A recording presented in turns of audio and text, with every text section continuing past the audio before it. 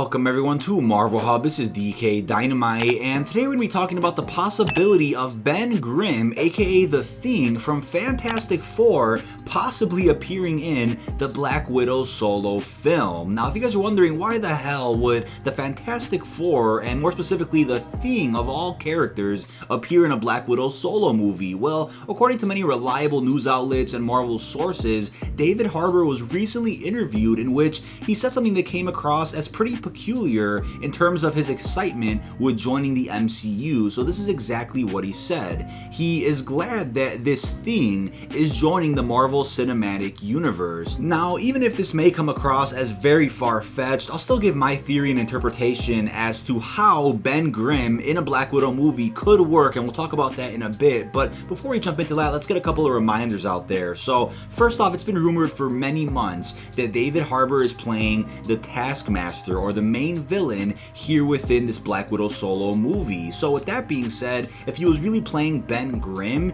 that means he would have a pretty large role in the film, since they're not going to waste the talent of such a big actor like David Harbour just for the sake of putting in a cameo for a potential Fantastic Four TV show or movie later down the line. It just doesn't seem likely, and it's also been rumored that the Black Widow solo movie will take place in between Captain America Civil War and Avengers Infinity War. So we can make an assumption that maybe the Black Widow solo movie takes place at some point in late 2016, early 2017, before Natasha joins up with Cap and Falcon again, as they're essentially the underground Avengers before they come back into the spotlight within Infinity War in 2018. So something will lead back into that, but the movie could also deal with flashbacks to the Budapest storyline that hasn't been fleshed out yet between her and Clint. We don't know about that yet. Maybe her encounter with the Winter Soldier. There's a lot this movie could already tackle on and explore when it comes to Black Widow's arc, on top of passing the mantle on to a new Black Widow, which we'll also talk about later in this video. So there's a lot already going on in this movie. So for David Harbour to be playing a potential cameo role as Ben Grimm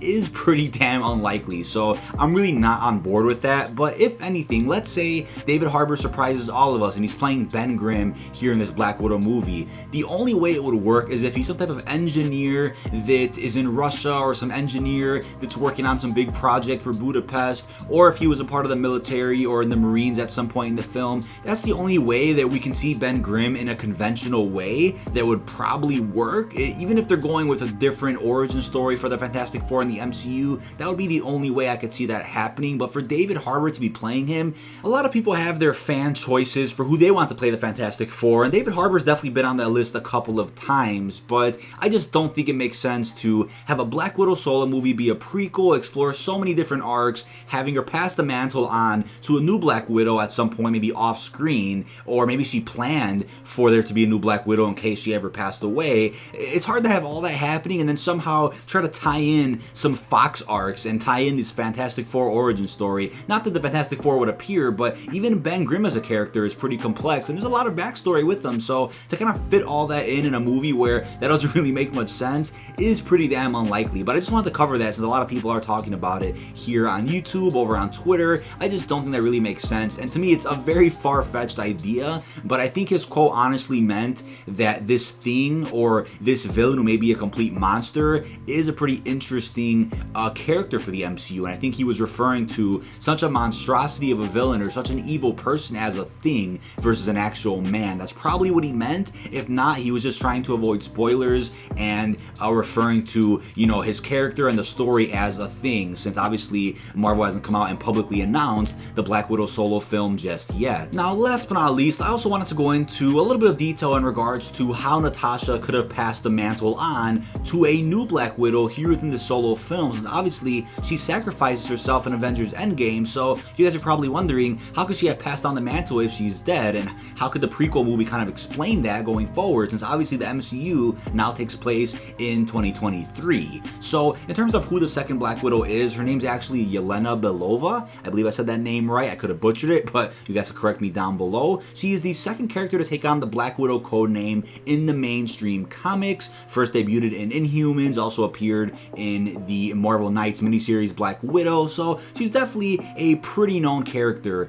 in the Marvel comics. So in terms of how she could pass the mantle on to her, she could have set off a chain of events within this Black Widow solo film taking place before Infinity War, but maybe telling this Yelena Belova character that, hey, if anything were to happen to me, you are the new Black Widow. Or maybe she could have told her, you know, for the next couple years, I want you to train, I want you to study how to be a spy, how to be an agent, possibly work for S.H.I.E.L.D. Maybe she set that up in this Black Widow solo movie before Infinity War, and then maybe off screen at some point in between Infinity War and Endgame, in that 5-year gap, she meets up with her again. We obviously didn't know that when we watched Endgame, but she could have met up with her again to follow up with her, to talk with her, to guide her through things. And then as she passes away in Avengers Endgame, that's when this new Black Widow is ready to come to the forefront after all her training, after her preparation. So they could easily fit this in. Obviously, it would kind of cry for some cameos from Steve Rogers and other Avengers. That's probably what people are going to expect, but I highly doubt that's going to happen. But I wouldn't be surprised if there are scenes, like I said, in between Civil War and Infinity War, scenes during that Infinity War and Endgame 5-year gap. I wouldn't be surprised if there are scenes where Natasha talks to this new Black Widow and kind of tells her, hey, you're ready to be on the field now full time, and you could be the new Black Widow if anything were to happen to me, or we'll just team up at some point after we essentially reverse the snap. So there's a lot they could do with this Black Widow solo movie. There is big opportunity for Natasha to pass the mantle on to somebody else. In terms of who's going to play this new Black Widow is currently unknown, but most likely once they actually officially announce this Black Widow movie is when we can begin talking about some other casting rumors for the next Black Widow. But that's about it. This is DK Dynamite. Be sure to like, comment, and subscribe. My turn notifications on to stay up to date with the latest and greatest Marvel news and information, and peace out, everyone.